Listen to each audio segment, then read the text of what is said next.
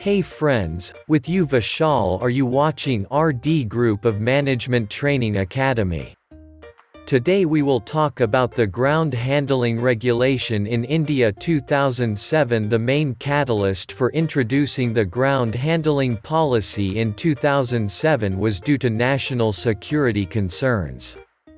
The immediate step to solve this problem was to restrict the number of people entering the sensitive areas of airport, especially the airside. In order to achieve this, the BCAS made security clearance and background checks of all airport employees very strict. Outsourcing was also banned. Subsequently, the DGCA decided to restrict the number of ground handlers, especially at 6 major airports in India, that would ultimately reduce the number of people doing the same work. It's 2011. Although the reason for introducing the new policy was genuine, the steps taken to achieve this end were not completely fair to all the stakeholders. The following section shows the advantages some stakeholders had over others. It should also be noted that this regulation has many similarities with the European Council's Ground Handling Directive published during 1996 for all its community airports.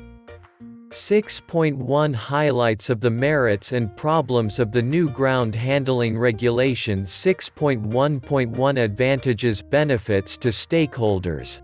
As the number of airport entry passes issued is now limited to the direct employees of the aircraft operator, airport operator or ground handling company, security would be better maintained at the airports in the country. Mishra, 2011. Safety and security training given to a limited number of staff members is considered to be more efficient as compared to a larger population. BCAS is also able to efficiently monitor the number of airport entry passes, as the number of applications processed and maintained is comparatively less. Mishra, 2011. All airport operators, including AAI and privatized airports, are able to have economies of scale in ground handling operations at the airside, as there would be maximum utilization of the existing equipment and other resources, especially at busy and congested airports in the country. Ashraf, 2011. The National Airline of India, Air India, and its parent company, National Aviation Company of India Limited, have a leading edge in this policy, as they are allowed to provide ground handling services for all airlines operating at all airports in the country, including foreign airlines. Paulus, 2011. 6.1.2 Disadvantages, problems. All aircraft operators in India, excluding the national carrier, Air India, are not permitted to self-handle at the airside in Delhi, Mumbai, Kolkata, Hyderabad, Chennai and Bengaluru airports. This makes it difficult for the aircraft operators, as they have already invested heavily in ground equipment and have also trained their employees over the past years. Manmohan, 2011. Foreign airlines operating in India are facing difficulty because of the limited number of good choices of ground handling service providers at certain airports, especially that operated by Airports Authority of India. It's 2011. Most airlines, especially foreign airlines, are not very satisfied with the quality and performance standards of the national carrier as a ground handling service provider. There have been various cases of security threats caused by the ground handling employees of Air India in some airports operated by Airports Authority of India, e.g. Trivandrum International Airport. Paulus, 2011.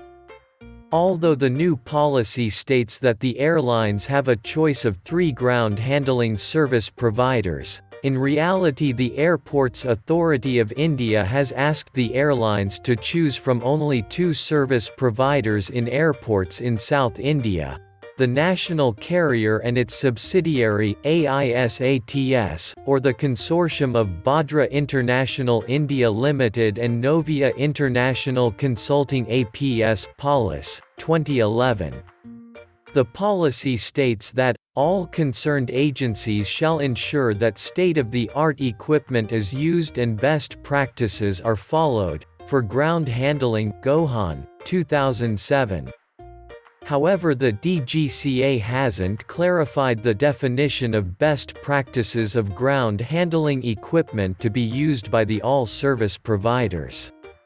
Safety clearance and other specifications related to safe ground handling operations at airports are not clearly specified in the new ground handling policy.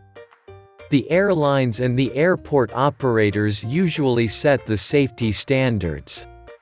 The DGCA has not clearly described this aspect in the new policy.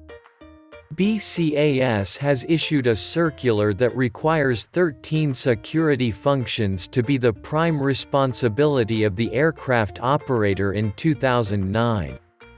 However, the new ground handling policy prohibits the aircraft operator to perform these activities, Manmohan, 2011. Therefore, there is lack of clarity by the regulators in defining responsibility and accountability for providing ground handling services. Some airline operators are of the opinion that the circumstance under which the ground handling tender at airports in India, especially that at Chennai and Kolkata airports, was not conducted in a very transparent manner. One of the Indian companies who were awarded the ground handling contract at airports owned by AAI has no previous experience of ground handling. These issues have caused a concern for some airline operators in India.